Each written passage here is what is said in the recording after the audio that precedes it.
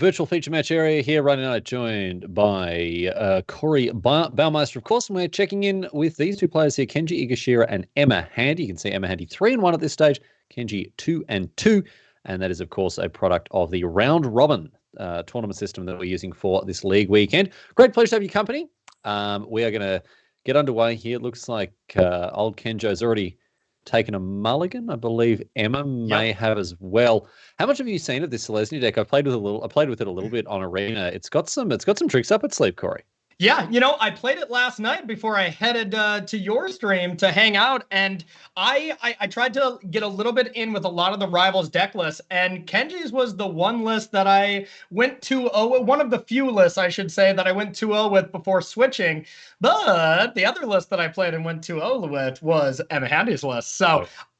I really like Kenji's list. It is a little bit slower than the Gruul decks, as I was saying, talking with Tim here, but it has a lot more game against a ton of different stuff. I think Giant Killer is a very underrated card right now, so it'll be interesting to see the dynamic between these two decks.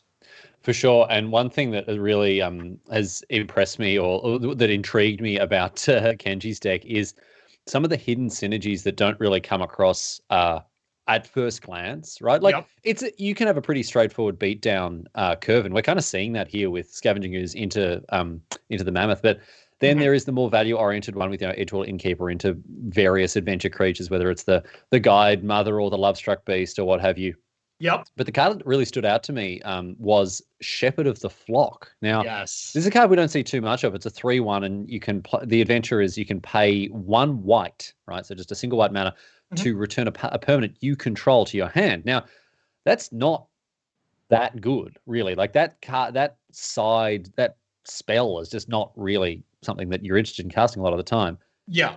Except you're playing a bunch of flip lands. So you can play your Amiria's Call as a land and then pick it up on turn 7 or whatever. Okay. And then play it as a 7-drop, right? You can do the same thing with your Khazad-dû Mammoth, right? Yes. And if you just need more cards, you can, if you've got a bunch of Edgewall Innkeepers, you can just pick up one of your adventure creatures, play the adventure, then play the creature and draw a bunch of cards. So it's a card that surprised me in its utility.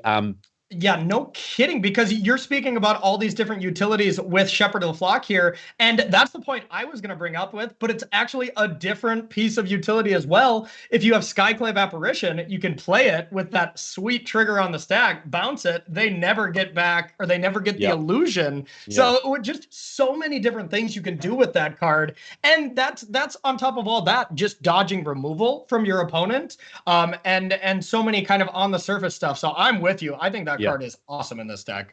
On the other side of things, Emma Handy playing this Temur Ramp, Temur Genesis Ultimatum deck, and I've also mucked around with this on later. It's very much my kind of deck. I really love this. You spin the wheel with the Genesis Ultimatum and hope the Terror of the Peaks are forthcoming.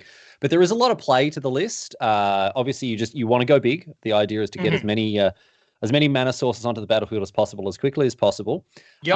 In my experience, it doesn't beat down all that well. Like the Khazad-dû Mammoth that we're seeing played here is a bit of an aberration. Often it's just played as a land, although obviously it can get in there as a 5/5, 7/7 sometimes with Cultivate and Fabled Passage. But really you're just looking to drive towards 7 mana, 8 mana and resolve those big Genesis Ultimatums, resolve those big Ugins. Yep, it plays out similarly to the 4-color ramp that we saw just be, absolutely dominant before the bans. Escape the Wilds and Omnath, losing that really took away the gap for your middle ground. Where all your 3-drops, your 4-drop, your 5-drops just drew a bunch of cards. So now you have to play more like a traditional ramp deck. Yeah, exactly. Sometimes you draw awkwardly where you have just too much ramp, or sometimes you have just all big spells, and it has a fail rate in a sense. But if you just draw, them in the correct order and stuff, it goes over the top of Yorion in such a way that I love this deck choice. I would imagine it struggles a little bit with rogues, though, because you have to play to the board at sorcery speed, and if they have a ton of counter spells, it seems a little rough. But maybe there is a little bit more play to it than I'm seeing on surface value. Emma already down to 6 here as Kenji has really put on the attack. But Emma's mana's looking pretty good. Got a Shadow Skull Smashing in hand as well in order to maybe stem the bleeding a little bit, forestall some of this damage. Another Llanowar Visionary keeps the cards flowing. For those of you who haven't seen this deck in action, off the Genesis Ultimatum, you want to flip Terror of the Peaks in conjunction with other creatures. The Terror will see stuff like Beanstalk Giant, Bone Crusher Giant, even, Kazandu Mammoth come into play at the same time. And so you do get the damage triggers. But if you get double Terror of the Peaks, usually the game is just over on the spot because it's very difficult not to get 20 damage once you've got 2 dragons on the battlefield. Oh, it's terrifying. It is absolutely terrifying. That is for sure. So an ECD here is going to take out one of these Visionaries, and this allows Kenji to continue to press the attack on Emma, who is forced into blocking here. This is a forced block given that she's just on 6 life, down to 3. And off the top, okay, let's have a look at how much mana is available here. Oh. We were so close. An untapped land is really what Emma wanted to draw there. This has to be the best Shatter Skull Smashing list by far. The Gruul, that's actually a much better aggressive card. So Gruul Adventures loves that card because it's just a mountain as much as it is a powerful spell. But the amount of times you cast it for 8 with this deck and just point at 2 things and say, I want those dead. That happens quite often with this deck. Really unlucky there to not hit an untapped land to be able to just cleanly deal with those creatures. Would have completely changed the game there, but unfortunately Emma goes down swinging in game number 1. But that's that aggressive curve out that you can see from the Selesnya deck sometimes. I haven't seen enough of it to know if that's the plan A or not. Like, it does seem very possible that Kenji's deck could play a heavily value-oriented game, given that there is that Edgewall Innkeeper. And look, you're not putting cards like Fairy Guidemother in your deck unless you are wanting to take advantage of those synergies, because if you're wanting to play aggressively, there are better 1-drops to play. So obviously there is a level of adventure-based synergy that you're looking to exploit with a list like this. Yep. But then the deck can also kind of go into the late game with tools like Vivian the Great, Henge, Elspeth Conquers Death. So all the way from, piddly little 1-drops all the way up to massive big haymakers to end the game. This deck kind of, it fights across a very broad spectrum, Corey. Yeah, totally agree. Absolutely agree. And, the boys before us, Marshall and Cedric, they were talking all about crab cakes here. And sure, that is a delicious food, but I think Emma's got it right there. Taking up on that burrito, give me a burrito all day over crab cakes. I'm just not eating crabs. Like, they are just sea bugs. Like, they are just the bugs of the sea. Like, taxonomically speaking, they're within cooey of arthropods, basically bugs. I'm not into it. I'm really not. I really wish I could trust your food opinion a little bit longer, since you made me try Vegemite the one time, and I don't know if I've ever forgiven you. So no, that's fine, mate. Look, that'll always be something between a bone of contention between us. I know not all of us have the refined palate of the Australian nation. I understand that. All right, Kenji's going to take a mulligan here. Away goes Questing Beast, keeping 2 copies of Elspeth Conquers Death here, obviously wanting to make sure that he's got answers to stuff like Terror of the Peaks, or maybe a Resolved Beanstalk Giant, something like that. Decent looking hand, though, for Emma. Look at that Lotus Cobra into Cultivate, and then the big finish with the Genesis Ultimatum and an Ugin. Yep. So really perfect start here for Emma. So here's the one problem that doesn't come up much with these adventure-based decks. Bone Crusher Giant, as we said, it was a very, very powerful standard staple. But with its main target was Cobra before the bannings. And now we really don't see any Cobras. This is the only Lotus Cobra deck. So Kenji very much wishes his removal-based adventure creature here was not Giant Killer, but Bone Crusher Giant, to be able to deal with that on 2. So a little bit of a problem here for Kenji. I would say just Lotus Cobra. It's got to be a problem. When you look at Emma's list, replete with all of the mana acceleration that it is. Yes. All the 3-drops basically are looking to put extra lands in play. You've got Fertile Footsteps from Beanstalk Giant. You've got Llanowar Visionary, which doesn't put extra lands in play, but drawing a card and giving you an extra mana. And then you've got Cultivate, right, which does exactly the same thing. It gives you extra mana. But the other thing that all of those 3 cards do is provide card advantage. Each of these 3 ramp spells also keeps you at parity on cards, because Cultivate replaces itself in addition to putting a card into play. Yeah. Llanowar Visionary replaces itself with a draw trigger. And Beanstalk Giant you get to play a 7/7 at some point. So even if it's not drawing you a card, you're still not down a resource. And that's a really important thing. It's a really important dimension of this deck, the fact that it doesn't run out of resources, especially once it's refueled with the Genesis Ultimatum. Oh, totally agree. Genesis Ultimatum's best work is just finding 4 things and another Genesis Ultimatum. Yeah, Okay, excuse me. Rich The get double richer. Terror Yep, of that's Peak. it. The double Terror of the Peak Beanstalk is, of course, a little bit better, but outside of that, just getting more ultimatums, doing it again, and against a deck like Selesnya Adventures that is not going to counter it in any way, shape, or form. And in this game, also not create pressure like this. All right, let's have a One's look. gotta just be over. Oh, there's the dragon and a beanstalk giant. That is 7 straight to the dome here. And this is exactly what you want. This is textbook Temur Ramp here. And you can see those Scorching Dragonfires. They've come in from the board. Unsurprising to see them in this matchup. We know when you know you're going to be facing off against smaller creatures that demand an answer. Can also be used to contest Vivian reasonably effectively, given that she's popping out 3/3s. Now here's Giant Killer. This is going to be an answer to the Terror, but I mean, that you are paying a lot of life in order to get there with that. And now alone, Edgewall Innkeeper and the Giant Killer on the Chumperinos, although that Giant Killer does replace itself, which isn't too bad. Yeah, and that's going to do it. We see some removal spells. This game, just an unanswered Cobra was the name of the game. Sure, it didn't like ramp the turn that Emma cast Genesis Ultimatum, but that turn 3 where Emma got to go ramp spell and a second ramp spell on turn 3 is just insane. The synergies with that is too much to overcome with from the green-white side unless you're really pressuring. Textbook stuff from Emma Handy. Oh, yeah. Absolutely for flawless execution of this deck's plan A, really. And you can see the linchpin of the deck, really. The Genesis Ultimatum into Terror of the Peaks. It's just such a difficult thing to overcome. Even if you flip like 4 lands and a Terror of the Peaks, I mean, that's not great. But the fact that you get a Terror of the Peaks in there, it demands an answer, this card. It demands an answer and usually will ding you for 3 on the way out. Totally agree. And then if you have Lotus Cobra as well and you're putting 4 lands into play, all of a sudden now you have 8 lands. That could have been Ugin being cast. So, you play the Mammoth that's in your hand from a turn before or whatever. And this is another decent looking hand here. I think like with the Beanstalk Giant, you've got a turn 4 dragon, but no, Emma thinks she can do better and she's going to go digging for a better hand here. I think it's too slow on the draw. I totally agree with Emma there.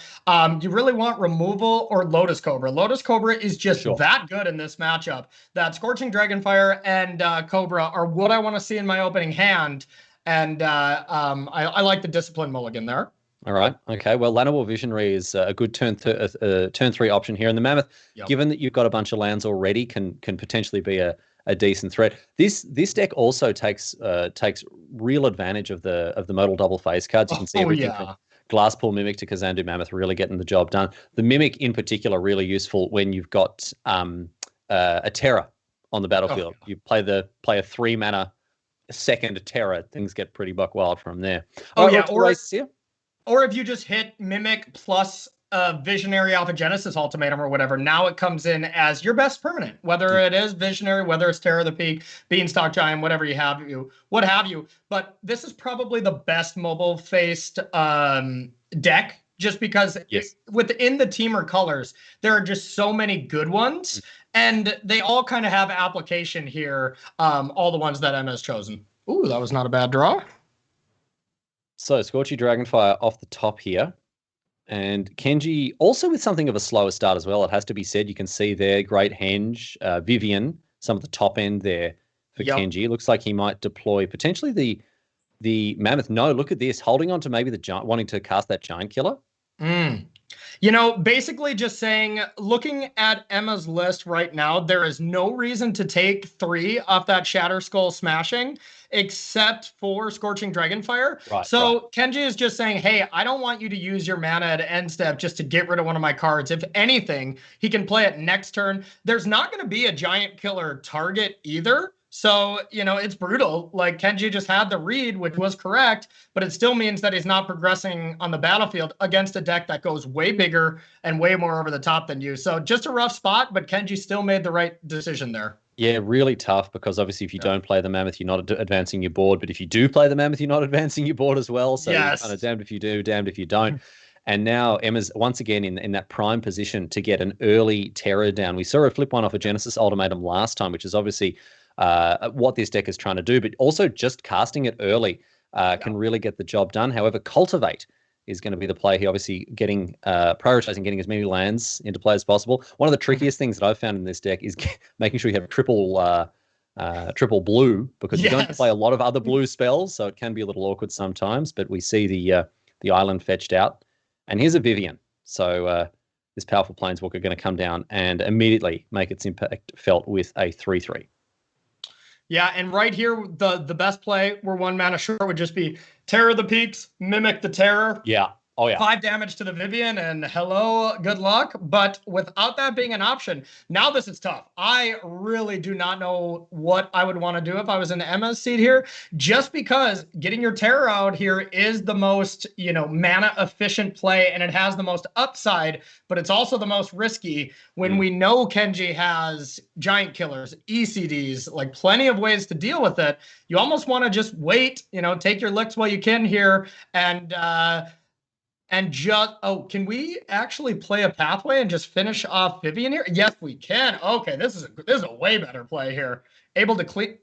Oh. No, because the burn spell went at the 3/3 in order to enable the attack there. Yeah, only one copy of Scorching Dragonfire, unfortunately, there. Yeah, slight delay there. So I saw the thing still in the hand. I thought we had another one, but yeah, okay, this is still completely fine. All right, great henge now. And we talked about the fact that this, Kenji was sort of transitioning into a later game deck based on this hand. Great henge, Vivian. You can see here, much more mid-range approach. Okame Adversary, also a nice one here, coming down as a 3/4 for just 2 mana, which really isn't too bad. So Kenji's certainly in a good spot, but anything can happen when you've got this Temur Ramp deck popping off. And now are we in a position? Is Emma in a position here to cast this Terror and then follow it up immediately with the Glasspool Mimic? So Emma has options here. Could go for the Mammoth to kill Vivian. I like this as well, because now we're just creating 2 Terror of the Peaks, and no matter what, I shouldn't say no matter what, but Kenji needs 2 things here. Needs Giant Killer plus a ECD or 2 Giant, vice versa. But and then you get to keep one of them around. And with Beanstalk Giant being, probably 15/15 by now, who knows, even a 7/7, that is still just a ton of damage. But the Great Henge is a ton of value here. So it's going to be a close one. Yeah, both players kind of really just battle cruiser magic here with the Great Henge, drawing cards, gaining life. But that Beanstalk Giant is going to be enormous. 1, 2, 3, 4, 5, 6, 7, 8 lands in play. 9 with the Kazandu Mammoth. That's 18 damage right there, plus the attack in the air with the 2 dragons next turn. So Kenji potentially on the ropes next turn. Let's see if he can find a way out of this. Obviously, he does have that Giant Killer, and just want to fire it off main phase. But hey, that comes at the cost of 3 lives. It comes at the cost of 3 life. Let's see here. If we get a land, 3, 4, 5, 6, 7, 8, 9, that's 9, 10, 11, 12, 17. Oh, so the land is 17 damage with playing Beanstalk, playing Mammoth, attacking for 5. So Kenji, is not dead to just a land. Obviously dead to something like Genesis Ultimatum into a bunch of creatures or something like that, but who isn't dead to that? Well, let's see here. Emma's certainly in a decent position. Untapping with the Terror of the Peaks is a great spot to be in. Let's see if she can capitalize on this advantage here. She's already beaten a Vivian. Now has to beat this Great Henge. As I say, in a decent position to do exactly that. Kenji here, considering what he wants to do, Temple of Plenty means that Garrick's Harbinger isn't going to be an option, but can play out the Heart's Desire and the Giant Killer, Skyclave Apparition being sent below decks, not an answer to that Terror, of course. Draw a card off the Edgewall Innkeeper, finds another Giant Killer here. That's a good one. Bad. If you can get through this turn, that's an answer to the Terror, but obviously the chop down can't be played this turn, so Heart's Desire instead, and back over to Emma. What do we got? This is a turn where Kenji's like, I could easily not have another turn in this game for sure. Off the top, and it is just a land. Yeah, this is 17 damage. If my math is correct here, 1 short, and that is just, a couple activations of the Great Henge put Kenji in a spot where he doesn't die immediately, and, has a decent amount of stuff. If Kenji goes to 1 here, if this is 17, then the chop down isn't an answer to the terror. And but the tapping giant killer is. Just tapping it. Just tapping it. Yep, because you don't take damage from that. It's just a spell. It's not ability. I understand, but then you've still got a Terror of the Peaks, and if Emma draws any creature at all. Oh yeah. We're living on a wing and a prayer here. All right. Yeah.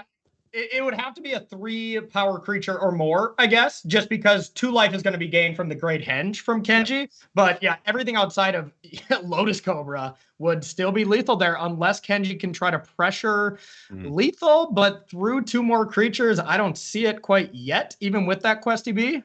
Well, here's a block now with the Reach beast that Vivian had. So that does forestall a little bit of pressure because Andrew Mammoth is good for 3 damage with the Terror of the Peaks. Let's see where that's going to get pointed. Wait a minute. Can you sack the Fabled Passage to make that 5 damage?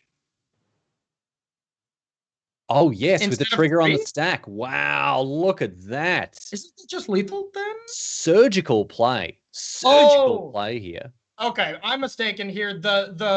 The block or the Vivian token had Reach, so we blocked here. Okay, okay. Yeah, blocking the terror and preventing that attack. Yes, was obviously a pretty important thing there. So now we see a 9 damage. Wow! So after the Kazandu Mammoth already cleaning house, the Beanstalk Giant comes in as the headline act, a 9/9, and let's find out where this 9 damage is going to go. Yeah, once again at the creatures. So Emma much more interested in managing the board here. Shepherd of the Flock. I really like that because outside of Genesis Ultimatum here, there's no one creature that Emma could draw to win the game through the Great Henge. 9+9 for Beanstalk Giants, and it would actually be 10 because you get to search first with the Beanstalk Giants adventure side. But the fact that we're gaining 2, no matter what, would put Kenji to 11. So there's no one creature that would win it. So I like just cleaning up the battlefield first and hoping that you eventually draw one of these gigantic spells that, well, you put them in the deck for a reason to draw them. And those Occam adversaries, they're annoying, right? You can't block them very well. They got Death Touch. Yeah. Drawing cards, no one's got time for that sort of stuff. Yeah, no. Yeah. All right, here's Questy B, going to come in as a 5/5, draw a card, a Shepherd of the Flock once again here. And here's the point of the game where Kenji just will not run out of things to do for the rest of the game. So it's all the pressure is going to be on Emma. Can she, go over the top this game or that's pretty much it, because you cannot contain this battlefield anymore. There's just too much value with Great Henge, Innkeeper, and all the adventure stuff. Bunch of Shepherd of the Flock, so you're not able to even kill everything. So eventually you can just bounce them back and stuff. So a tough spot, but Emma's got time here to find Ugin or find Genesis Ultimate. Yeah, and Ugin would completely be a game changer here. Genesis Wave, of course, always gives you the option of getting straight back into the game. It's a draw off the top. Ooh, just an island. Not what you wanted to see there. No. And you make a good point. The Great Henge really puts Emma in a position where she can't contest the value games, so sort of has to go for the big explosive finish, right? Whether that's with Ugin, whether that's with a Genesis Ultimatum. And here, I mean, sitting behind this 9/9 is certainly, it is dominating the battlefield, even though the Questing Beast has Death Touch here. So certainly not over yet. But Kenji has weathered the storm, and that the chop downs on those 2 terrors was really key. 8, yeah. Not done quite yet, but as far as my math, I see 8. Because we tap that, we can tap another creature, So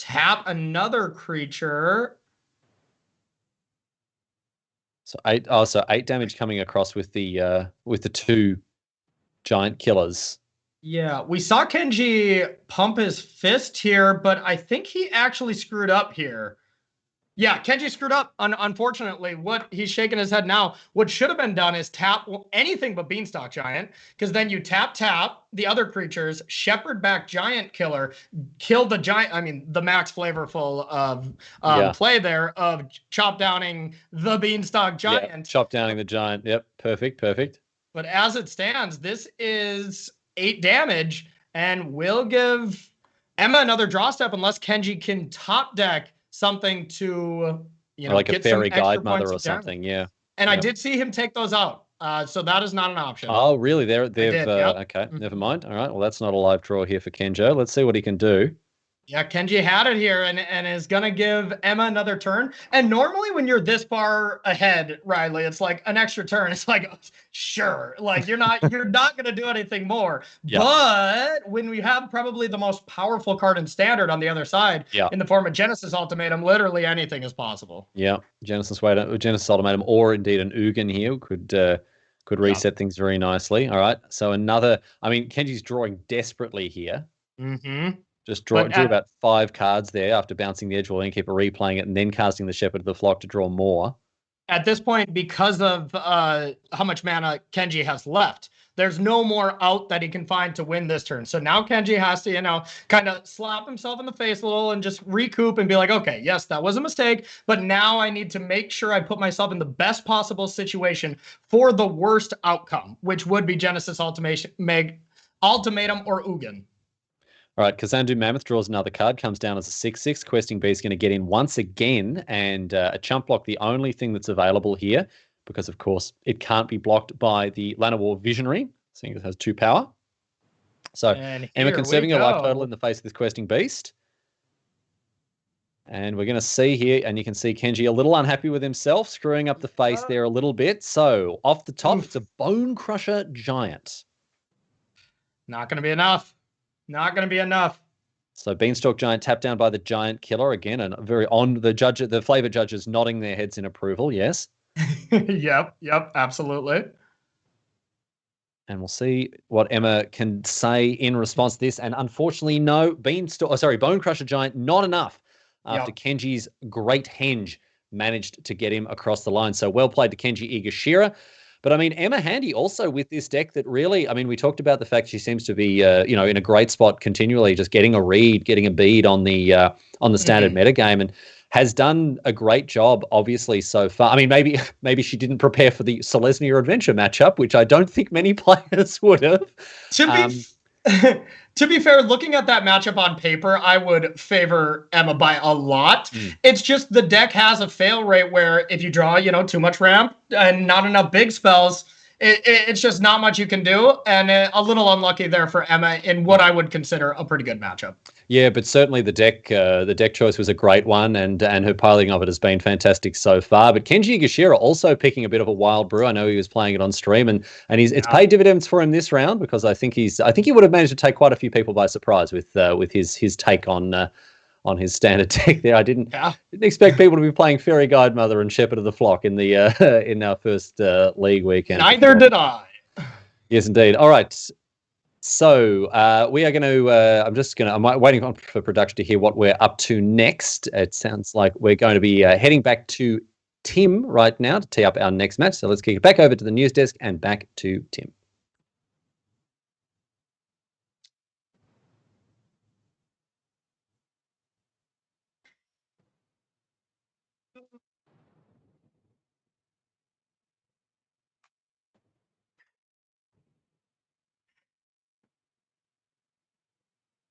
Looks like Tim may have accidentally muted himself again there, my friends. Do apologize about that while he gets that sorted out. I'm sure we'll be able to go back there as well.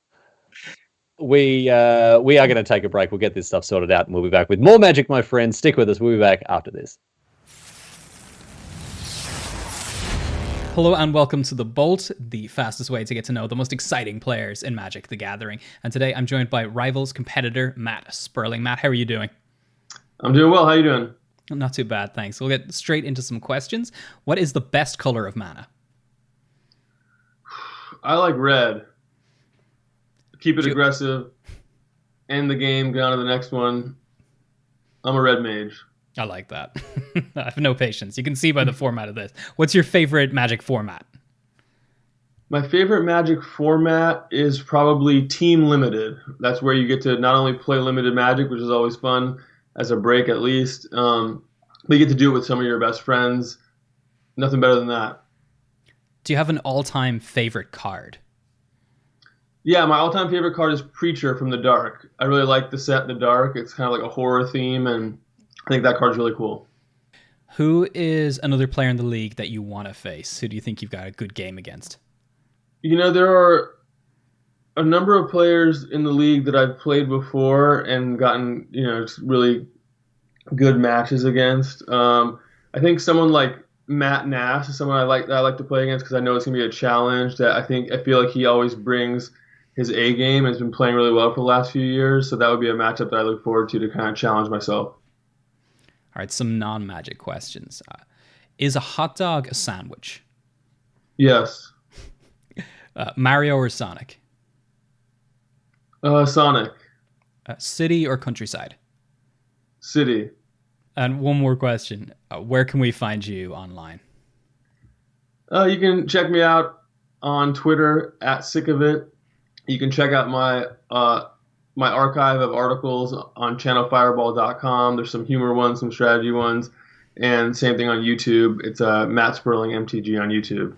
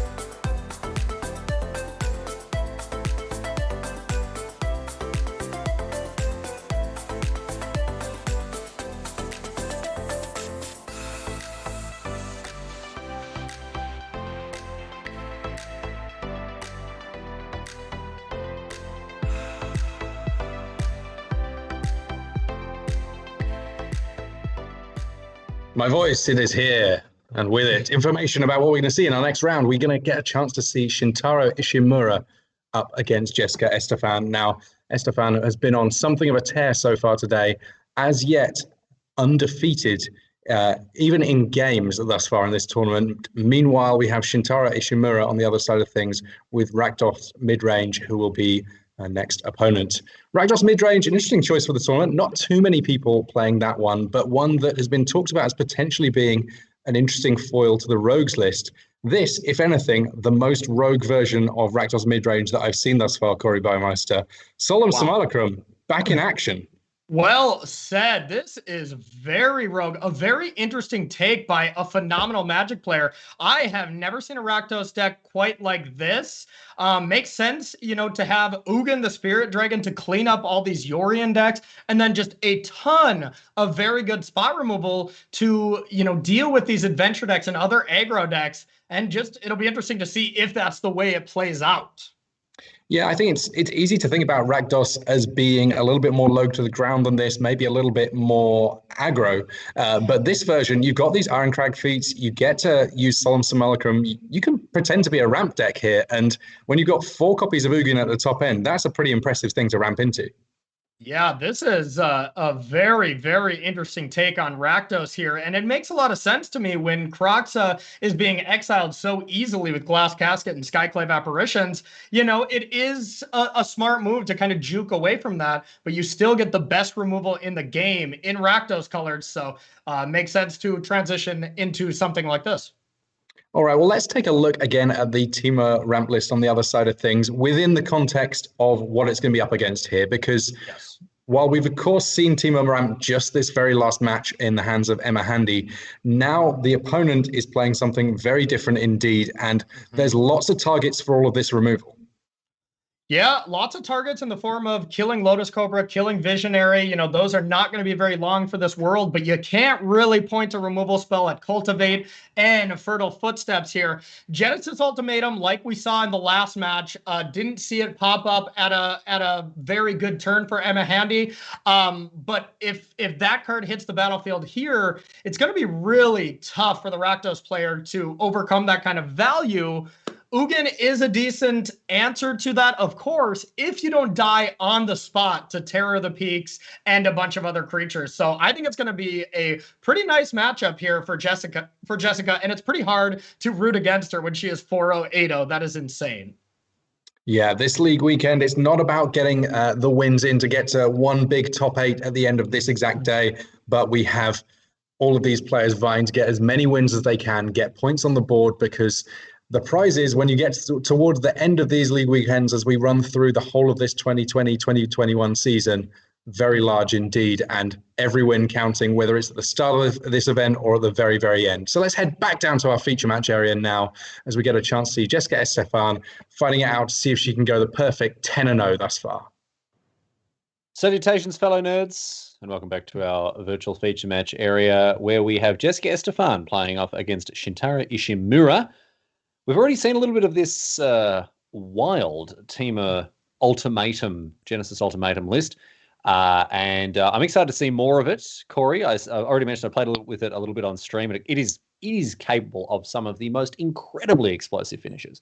Yeah, it's the deck that goes the highest over the top of everything. We got these Yorion decks that can create this infinite loop, which just generates so much value, but nothing as, dynamic as just play a giant spell and kill you, So this is the only deck in the format that can really do that kind of powerful things. But with that power does come a price. We saw it last round with Emma. If you don't draw those big spells, even though you have a great start, doesn't cut it half the time. So we'll see if Jessica has a little bit better luck.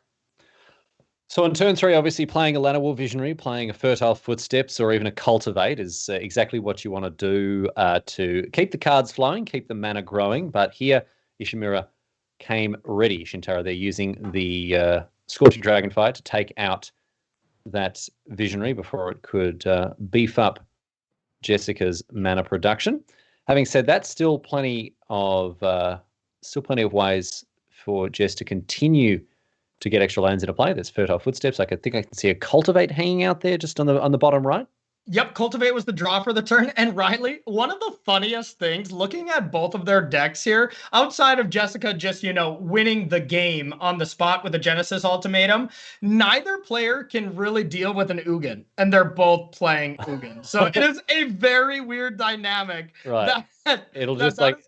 There's just going to be Ugins like dueling each other, like shooting ghost fires at each other all day long. That's very funny. Pretty much like tick up. -3 to yours, you tick up 2, -3 to mine. It's really the only way to do it. But of course, if just one person can hustle out an Ugin before the other person can generate a mana advantage, then that is still a way for Ugin to really snowball out of control. I suppose in that situation, though, Jess is favored because she can play a Genesis Ultimatum, flip a Terra, and then just knock an Ugin down the sides with the triggers there. But still, I take your point. Ugin is definitely going to be a really interesting bit of texture of this matchup. There's a Terror of the Peaks off the top for Jessica.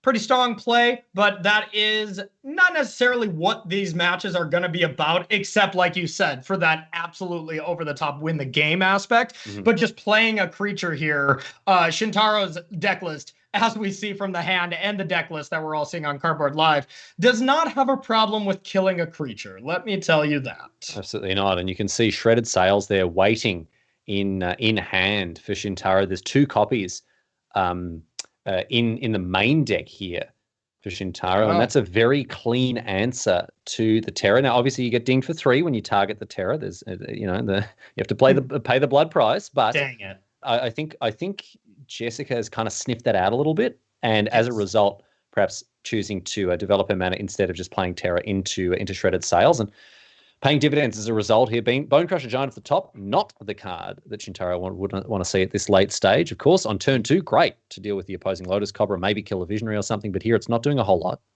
Yeah, I think Iron Crag Feet was the draw that Shintaro was looking for there, to be able to just slam Ugin. Oh, I guess it only had 7, correct? So I guess it's not a perfect combo with Ugin if you don't have an untapped land. That's right. But close. That's what we want next turn, I would say. It looks like we might see a Temple of Malice here, leaving up the Shredded Sails and the Bone Crusher Giant. Shredded Sails, surprisingly, a lot of utility to this weird like shatter / 4 damage to a flyer / draw a card. Like an old Azorius charm, isn't it? Does a bit of everything. It really is. Yeah, I mean, Shredded Sails has a really high floor, and what I mean by that, like, it's really hard for that card to be bad, Like, it's hard for it to be very bad, because at worst, you just cycle it away. Yeah. Of course, that can come with a little bit of a mana disparity, kind of just making you spin your wheels, but still a very powerful threat here in certain matchups. Almost as powerful as Ugin the Spirit Dragon, which we see played here by Jessica, going to come down immediately and go upstairs to deal 3 to the opponents. So Jessica getting the jump with the Ugin advantage, and now it's up to Shintaro to find an answer to this massive Planeswalker, which right now is dominating the battlefield. And which we were saying a little bit earlier, neither player really has just in the deck right now. So a really interesting dynamic of how Shintaro is going to deal with this Ugin. But I love that you have officially said on air in front of thousands of people that Ugin just barely better than Shredded Sails. I mean, I would say the 2 most powerful cards in Standard, probably number 1, Ugin the Spirit Dragon, number 2, Shredded Sails. Everyone knows it. Everyone knows it. Yes. Bone Crusher Giant going to give Ugin a bit of a haircut back down to 7. And here's Ironcrag Feet. And I think we'll see an Ugin as well from Shintaro. So now this game gets really, really interesting as these two players basically, dueling banjos mode as the 2 Ugins go after each other. And if one can close the distance on the other, and with double Bone Crusher Giant in hand plus a Terror of the Peaks here, Jessica actually might be in a position to take the opposing Ugin off the battlefield. Let's have a look. Yeah, you got to think that's probably going to be the case. The only thing that Shintaro has going for him here is the fact that Terror of the Peaks and Bone Crusher Giant are both odds. So these extinction events may be able to get a nice 2-for-1 after Ugin more than likely inevitably goes away here, as long as we got enough mana. Yep, looks like just perfect, actually. Yeah, that's worked out really, really well for Jessica here as we see Stomp. And this is actually going to be exactsies on the Ugin. Yep. So Stomp takes Ugin down to 4, and then the Bone Crusher Giant plus the Terror of the Peaks, by their powers combined, Ugin is out of here. So you did mention the fact that the Extinction event is going to deal with both of these creatures and characterize that as a 2-for-1, but I still think Shintaro is playing a catch-up game. Not only does Jess still have the Ugin on the battlefield, also that Terror and that Bone Crusher Giant, they unloaded a lot of damage. So the Extinction event at best, I think, is a catch-up play. And here's the thing that's the real big dynamic shift of this game is Jessica Esteban casts spells that put land into play that you get to keep, for the rest of the game. Yeah. Shintaro used a spell that generated mana to play Ugin as a one-time thing. Yes. So now you get these lands to stick around, even though and Shintaro is not able to just recast a Ugin if he were to draw it. So that is the big shift here. And that's just what I think is going to make this a very tough matchup for Shintaro. Yeah, from this point onwards, I really think this game is Jessica's to lose here. We've got Ugin firing off Ghost Fires left, right, and center. There's Beanstalk Giant that can come down if you're looking for a massive threat, managing the board with Bone Crusher Giant as well. And Shintaro on 14, but I don't think he's going to be on that life total for very much longer. Look at this. Beanstalk Giant coming down as a 10-10 here. Yep. And, if he does nothing, he's actually just dead. Yeah, unreal. You got to answer that card. It's super important here, but like we said, looking at Shintaro's list, there's no murderous rider type thing. Yeah. No way to just point something at Ugin and kill it. Yeah. And that leads me to question the fact that the all-in aspect of Ironcrag Feet into Ugin in a world where we still have like ECDs and stuff, when you get paired against a Yorion deck, as powerful as it is to exile, all the omens, all that kind of stuff, if your opponent just goes ECD the next turn, it feels like a nice way to catch up against this style of deck. But even if you're exiling some omens, let's say you go Ugin -3 and get rid of like an Omen of the Sun, Omen of the Sea, and then they just go like, yeah, cool, ECD that. You're like, all right, exactly, great. I'm back to square one, and I paid 2 cards to get rid of 2 of your cards, and you're getting your best card back out of the bin. Yeah, I don't see it. I honestly don't see it. I think Ironcrag Feet into Ugin is a little optimistic in this format. Yeah. I think it's a fine idea in the right format, but here, so much of this format is about incremental advantage, and you're 2-for-1ing yourself to play an ultimately answerable Planeswalker. Yeah, back in my day, we Ironcrag Feet into Muxus, and we liked it, Riley. Uphill, both ways, exactly. Uphill, both ways. Look, let's give some credit to this idea, because Ironcrag Feet into Ugin would be fantastic in, for example, an Embercleave format, right? in an aggro, you got mono white, mono green, mono red, whatever. You've got these decks that are trying to go low to the ground, and you go just on turn 5, you're just like, cool, Ugin you. And they're just like, well, I've got one card in hand and I'm never coming back from this. I can never kill this Ugin. Oh, yeah. But when there's ECD, when there's cards that are drawing cards, or, when you've got rogues who can fight you through like counter magic. Imagine having your Ugin like countered after an Ironcrag feat. It would be the worst thing in the world. So I don't know. Thinking though, this up and one thing we are missing here is Crawling Barrens, the insanely powerful creature land. Okay. That card is pretty tough to deal with if you are a Dimir Rogues deck. So the more and more I look at this list, if I'm a Gruul Adventure player, I'm Kenji, and I'm a Selesnya Adventure player, or I'm a Rogue player, if I sit down against this Shintaro brew, I'm pretty scared, actually. I think you get really wrecked if you're a creature deck. And I actually think Rogues, it really could go either way. But if you just keep killing all these creatures, and not only killing them, like Scorching Dragonfire, you're exiling these crabs, you're exiling these that's a good point. It does get rid of them for good, yeah. And the Baron's Land, if you're trying to kill that with Blood Chief's Thirst, or you're trying to kill that with Heartless Act, neither one of them does that.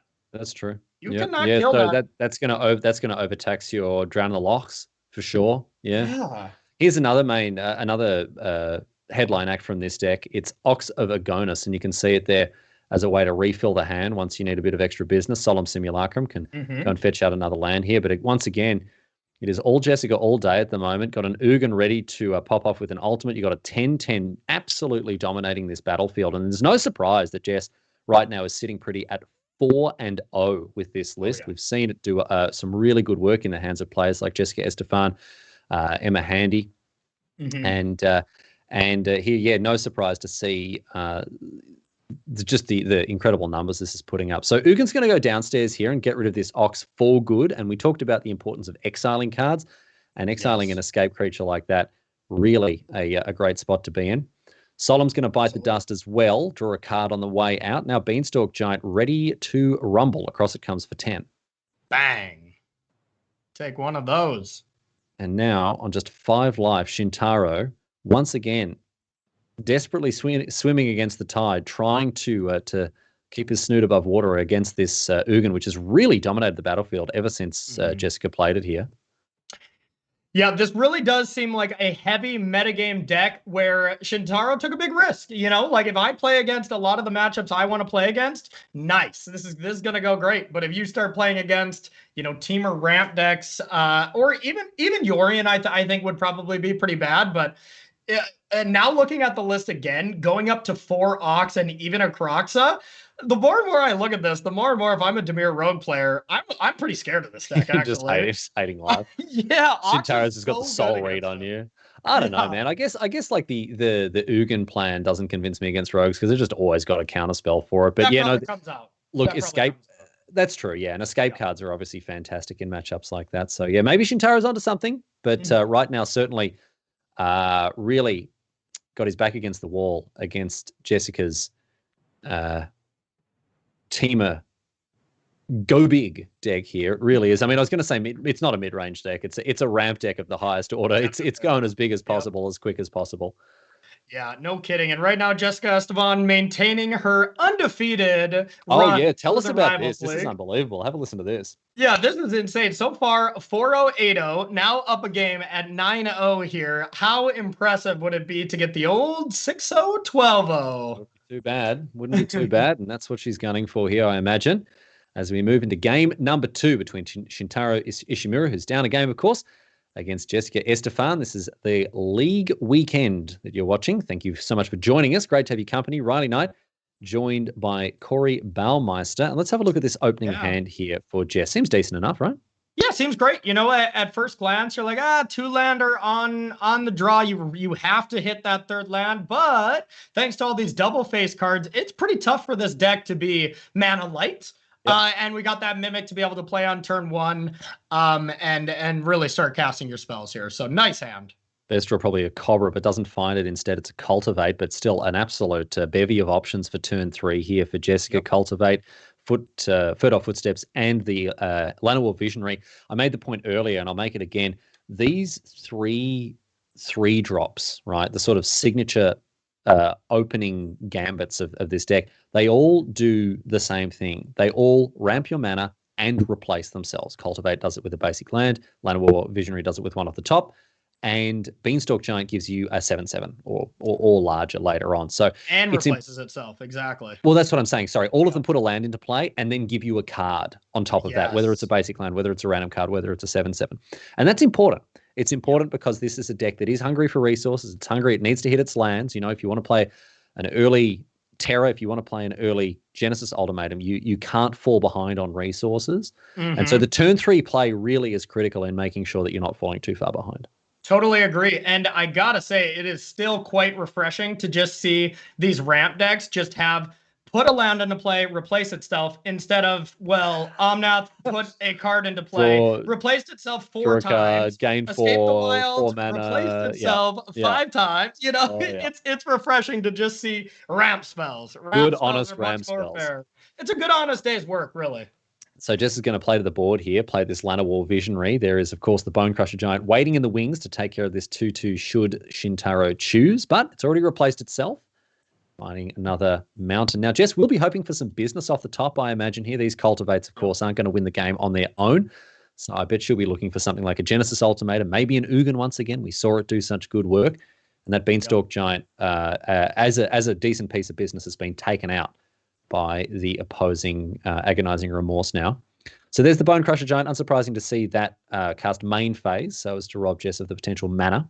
And a Beanstalk Giant off the top's not a bad one.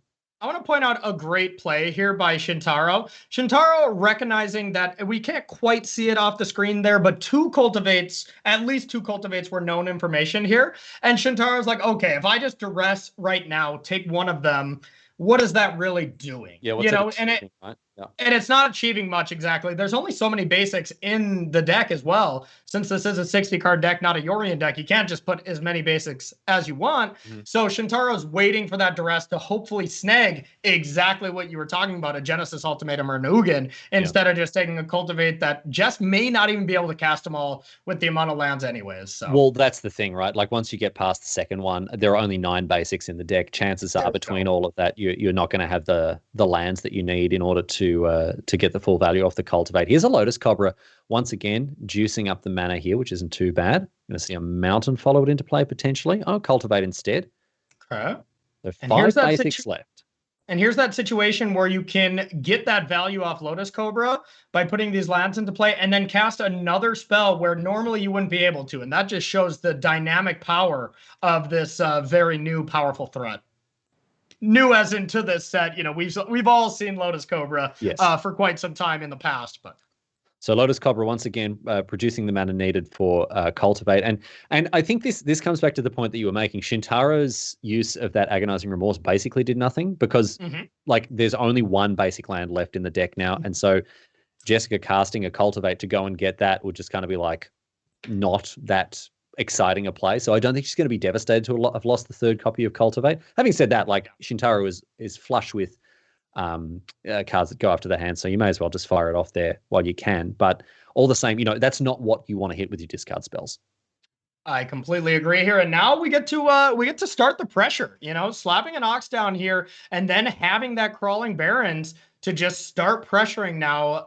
It does put the pressure on Jessica to just say, I need a Genesis Ultimatum at some point. There's no huge rush quite yet, but we are definitely in the Genesis Ultimatum waiting room. That's for sure. And you can see the land being played there in order to make sure negate could be kept up. 3 mana, I think, available here for Jess. So she's got the means to protect what's going on, or indeed defend herself from further offense here from Shintaro with that negate. The 9/9 ruling the battlefield here. Let's see what the next play from Shintaro is. It's going to be another Ox. And interesting play there to not duress first. Just saying that last card in your hand can't be a Genesis Ultimatum or you would have cast it. With perfect information, I think Shintaro would have fired it off. But I think what was going through his mind was just, hey, maybe I get Heartless Act and I can actually get in there by getting this Beanstalk out. Right. We know that wasn't going to work. So maybe something that if he had perfect information, he might have jammed as well, but still completely fine. So Bone Crusher Giant is going to deal with this Lotus Cobra and a negate. And I like this as well because this removes the 4/3 side of the Giant and it prevents it from going to the Adventure Zone. Another Bony G off the top here for Jess. Yeah, and hey, we got that Extinction event to clean up that Beanstalk Giant right now, Riley. No problem with that play, right? Well, I mean, losing your double bloody Ox is probably not exactly where you want to be. This is the problem with Extinction Event, right? Like playing it, a little bit of inbuilt tension there with a card like Ox of Agonis if you're going to play Extinction Event. Totally agree. I think I'd rather get in there first with the Oxes and, have one go to the graveyard. More than likely, Jessica just blocks the Bone Crusher Giant because it's the same amount of damage anyways. But, we do not have many turns. And in fact, we might actually be on a 2-turn clock here with those creature lands. If Shintaro decides to just push it here, or playing Bone Crusher Giant is also an option. Right, those crawling barons waiting in the wings, just going to put me in, coach, put me in, ready to go. But the Beanstalk Giant still ruling the roost as a 10-10. Let's see if that dissuades Shintaro from attacking. It does not. And let's see, there's the block. That's a smart block. That's a smart block, as you'd expect, not wanting to put an Ox in the bin. So that's exactly what you'd expect there from Jessica, making the surgically correct plays. We see another 3-1. Oh, there it is at the top. Okay, wow, couldn't cast that fast enough. Let's see what we hit here. Bam! Bam! Wow, it doesn't get much better than that. Wow, it doesn't get much better than that. Look at that, a Terror of the Peaks, 11 damage going straight at the dome, and an Ugin to follow it up as well. How you like them apples? Shintaro can't believe it. Look at his face. Look at his face. The last opponent I played in a pro tour, we were 7-8 playing for the pity point there, and it was me and Shintaro. And although we did not, be able to communicate completely fully, he chatting with each other. What an end to that game. Genesis Ultimatum off the top, just an I win button, exactly as we characterized it earlier on. Sometimes you just rip it off the top of your deck and win on the spot.